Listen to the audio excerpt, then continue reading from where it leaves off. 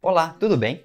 Na última sexta-feira, dia 25 de junho, o ministro da Economia, Paulo Guedes, entregou ao Congresso a segunda fase da reforma tributária. Como consequência quase que imediata, o Ibovespa reagiu caindo 1,7% e o IFIX, que mede os fundos imobiliários, caiu 2%. Mas será que a reforma é tão ruim assim? Por que será que o mercado financeiro reagiu tão mal? Conheça nesse vídeo os principais pontos da reforma tributária que foi enviada pelo governo ao Congresso e como eles afetam a sua vida e os seus investimentos. Se esse é o tipo de assunto que te interessa aqui no canal, já deixa aí o seu like e caso ainda não seja inscrito, tá esperando o quê? Se inscreva e ative o sininho das notificações. Nele você precisa escolher a opção todas as notificações, assim você sempre recebe as novidades e os vídeos aqui do canal. No final, dá uma passadinha aqui embaixo no comentário fixado, lá você encontra diversos links e cupons para você aproveitar. Ao usar qualquer um deles, você contribui para a manutenção do canal. Agora, você quer saber o que vai mudar na sua vida caso a reforma tributária seja aprovada da forma como ela foi enviada? Bom, quase tudo, mas vamos por partes. Primeiro eu vou te explicar como fica para a pessoa física, depois para a pessoa jurídica e, por fim, como ficam os investimentos. Mas antes disso, eu já quero dar aqui a minha opinião. De maneira geral, não acho que essa reforma vai ser positiva por um simples motivo. O próprio governo diz que essa reforma vai aumentar a arrecadação. Pouco, mas vai. Ou seja, no fim das contas, a população como um todo vai acabar pagando ainda mais impostos. Basicamente, o que foi feito foi um malabarismo para colocar alguns benefícios aqui e ali e cobrar mais em outros pontos, para que no fim a gente acabe pagando ainda mais. O Estado deveria se preocupar mais em reduzir os seus gastos e não em aumentar a sua arrecadação, a sua receita. Afinal de contas, a gente sabe o quanto o Estado é ineficiente. E um detalhe muito importante, esse texto ainda vai passar pelo Congresso, que provavelmente vai modificá-lo e torná-lo ainda pior. Ou seja, talvez os poucos benefícios da proposta atual sejam retirados,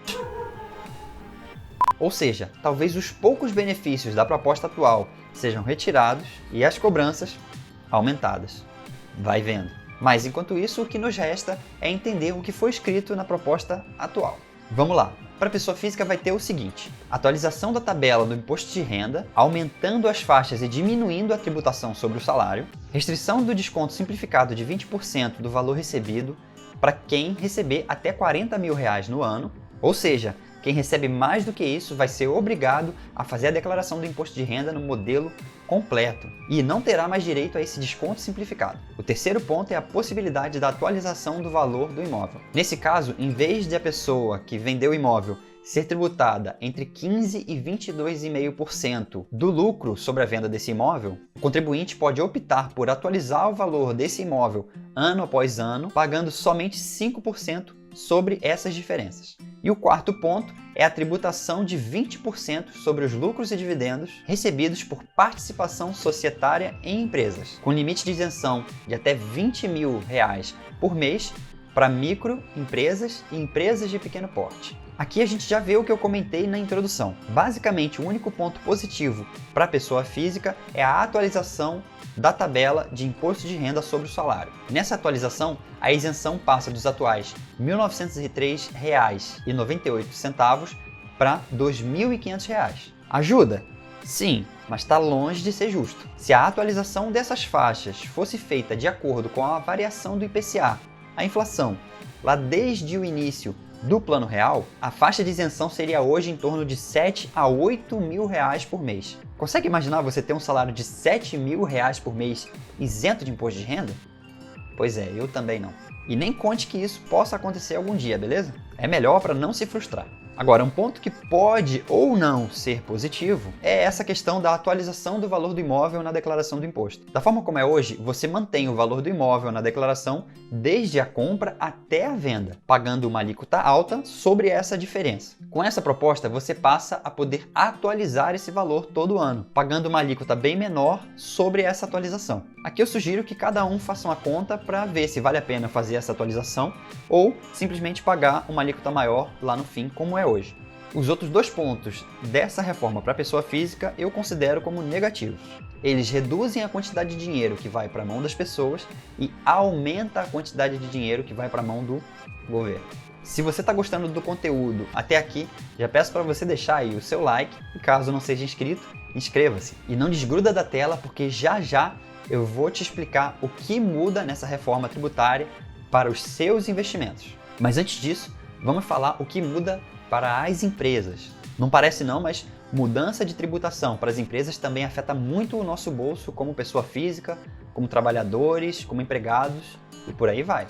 O primeiro ponto é a redução da alíquota de imposto de renda de maneira escalonada para as empresas, saindo de 15% para 12,5% em 2022 e para 10% em 2023. O segundo ponto é a impossibilidade de deduzir juros sobre capital próprio. E o terceiro ponto é que a apuração dos resultados das empresas deve passar a ser feita de maneira trimestral, com possibilidade de compensação de 100% do prejuízo de um trimestre dentro dos 3 trimestres seguintes. E mais uma vez a gente vê alguns pontos positivos e alguns pontos negativos nessas mudanças. A redução de 15% da alíquota para 10% até 2023 é bem bacana.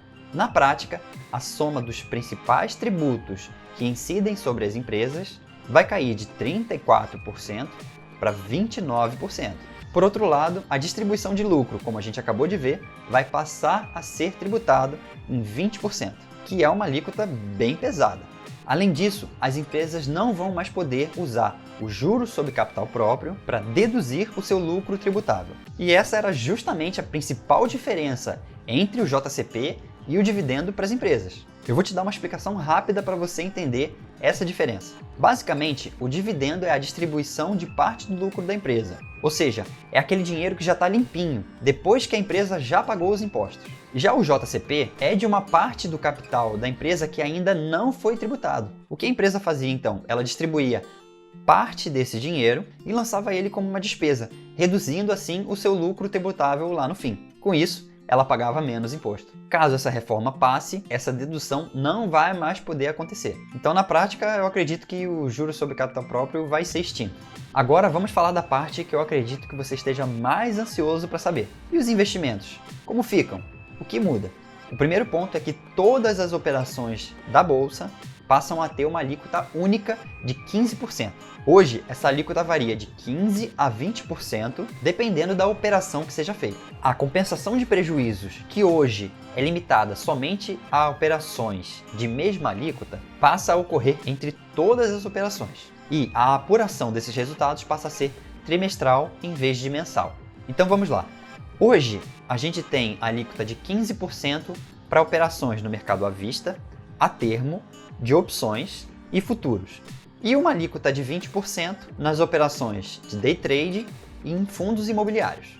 A proposta é passar tudo isso para uma alíquota única de 15%. E, também por isso, a compensação de prejuízo vai poder ser feita entre todas essas operações. Ou seja, se você tiver um lucro em ações, você vai poder compensar com prejuízo em fundos imobiliários, por exemplo. Um outro ponto que vai mudar nos seus investimentos é a alíquota de imposto sobre ativos de renda fixa. Hoje existe a tabela regressiva de imposto de renda, que vai lá desde 22,5% para ativos com vencimento inferior a 6 meses, até 15% para ativos com vencimento superior a 2 anos. A ideia é criar uma alíquota única, independente do prazo de vencimento do ativo. Com isso, os fundos abertos e fechados também passarão a ter 15% de alíquota. A proposta põe ainda fim à isenção de rendimentos distribuídos a pessoas físicas, no caso de fundos imobiliários com cotas negociadas a partir de 2022.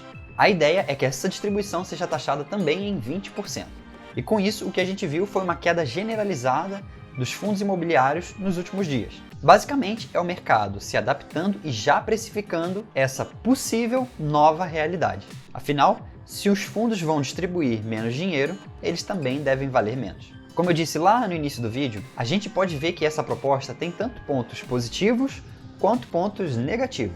Mas aqui vale lembrar duas coisas. A primeira é que o objetivo dessa proposta é aumentar a arrecadação do governo. Então, no fim das contas, a população como um todo vai acabar pagando ainda mais impostos do que paga hoje. A segunda coisa que vale a pena destacar aqui é que essa proposta ainda pode sofrer muitas alterações, já que ela ainda vai passar pela mão dos nossos parlamentares, que nem sempre têm o interesse da população como a sua prioridade. No fim das contas, quem sai mais penalizado por essas novas regras?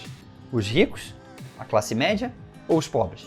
Olha, se a gente levar em consideração a história no Brasil e o que sempre aconteceu, quem vai pagar essa conta continua sendo tanto a classe pobre quanto a classe média. O pobre paga porque a carga tributária sobre o consumo é muito alta e não vai ser alterada nessa proposta. E a classe média basicamente porque já paga imposto pra caramba, tanto no consumo quanto na renda, e com o que sobra tenta criar um futuro melhor para si e para sua família através dos investimentos. Muitas vezes esse cara da classe média é um profissional liberal, por exemplo, ou até um microempresário, e que não tem as mesmas condições de um rico para buscar formas de tentar contornar essa nova realidade.